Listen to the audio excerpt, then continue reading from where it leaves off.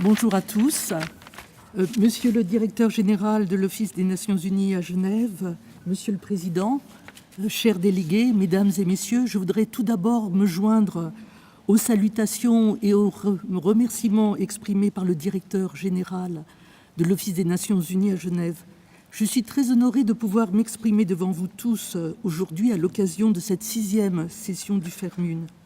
Les thèmes sur lesquels vous allez travailler au cours des 3 prochains jours, les migrations, le terrorisme, le dérèglement climatique, correspondent à des défis majeurs qui nous concernent tous. Ils ne pourront être relevés efficacement qu'avec une mobilisation forte. Vous démontrez par votre présence ici aujourd'hui que vous êtes prêts à y contribuer. Les négociations que vous apprêtez à mener au cours des 3 jours sont bien plus qu'un simple exercice académique ou un exercice technique. C'est pour vous l'occasion de saisir toute l'importance de la dimension humaine dans une négociation. Au-delà de la technique pure de la négociation onusienne, il est en effet essentiel d'être à l'écoute de l'autre, à l'écoute de ses différences, pour bâtir une compréhension commune des enjeux auxquels nous sommes confrontés et sur cette base, pouvoir construire une réponse collective. On fera donc appel à vos connaissances de techniciens, mais aussi à vos compétences humaines et à votre qualité d'écoute. C'est fondamental. Ceci est d'autant plus vrai si nous voulons traiter efficacement les 3 enjeux retenus pour cette 6e édition. La lutte contre le dérèglement climatique. Nous avons franchi une étape majeure avec l'accord de Paris. Ce succès a été rendu possible grâce à une prise de conscience collective sur la nécessité d'agir, mais aussi grâce à l'esprit constructif dont ont fait preuve l'ensemble des délégations. Tous les pays du monde, développés ou en développement, ont pris des engagements forts et précis. À Paris, la communauté internationale a su faire preuve de détermination et de solidarité. Nous devons maintenant veiller collectivement à la mise en œuvre de cet accord historique, avec le même état d'esprit et sentiment d'urgence. À cette fin, nous aurons besoin de l'implication de tous. Je pense bien entendu au pouvoir public, mais aussi aux collectivités locales, aux ONG, aux acteurs privés, à l'ensemble de la société civile, aux citoyens que vous êtes, que je suis, qui doivent agir et qui ont une responsabilité d'agir dans leur vie quotidienne. Le deuxième thème de vos discussions, c'est le thème des migrations.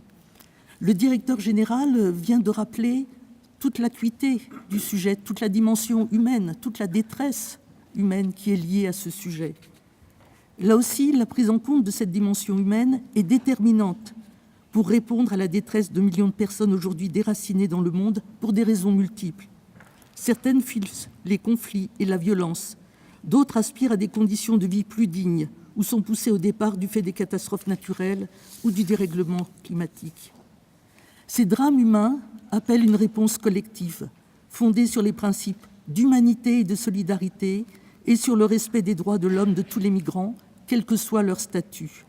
Cette réponse doit se fonder sur le principe de responsabilité partagée et sur une coopération accrue entre pays d'origine, pays de transit et pays de destination.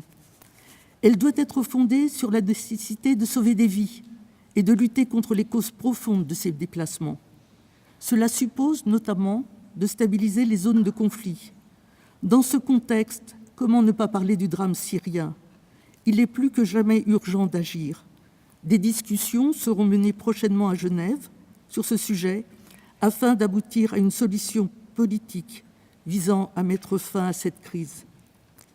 Pour prévenir les migrations, l'aide au développement est également un volet clé de toute action durable.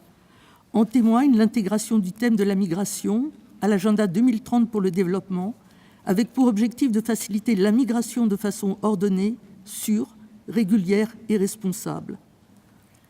Monsieur le Président, j'en viens enfin au 3e thème que vous allez aborder, celui du terrorisme. La France, mais aussi de nombreux autres pays, ont récemment été la cible d'attaques terroristes. Pour contrer la menace, nous devons pouvoir compter sur la mobilisation de tous au plan international, ce qui suppose aussi d'avoir une compréhension commune des causes profondes du terrorisme, qu'elles soient sociales, économiques ou politiques. C'est sur la base de cette compréhension commune que nous pourrons bâtir une réponse internationale à la menace terroriste qui devra se fonder sur des principes que nous défendons en particulier le respect du droit international des droits de l'homme et du droit international humanitaire. Mesdames et messieurs les délégués, au travers de cet exposé, vous l'aurez compris, l'exercice auquel vous vous apprêtez à participer est important. Je pense qu'il devrait vous permettre de saisir la complexité du métier de négociateur. Il permettra aussi sans doute de constater que les qualités humaines sont d'une importance capitale dans une négociation et pour la réussite d'une négociation. Il vous permettra aussi, je l'espère, de conforter votre engagement en faveur d'un monde plus juste et plus solidaire. À cet égard, je souhaiterais conclure en citant les propos du président de la République française dans ses vœux à la jeunesse. Je le cite : « S'engager, c'est être utile 2 fois, pour soi et pour les autres. S'engager, c'est une volonté plus qu'un devoir. C'est une décision plus qu'une obligation. C'est une fierté plus qu'une nécessité. » À vous tous, je souhaite de très bonnes discussions, des travaux très fructueux, et je vous remercie de votre attention. Merci.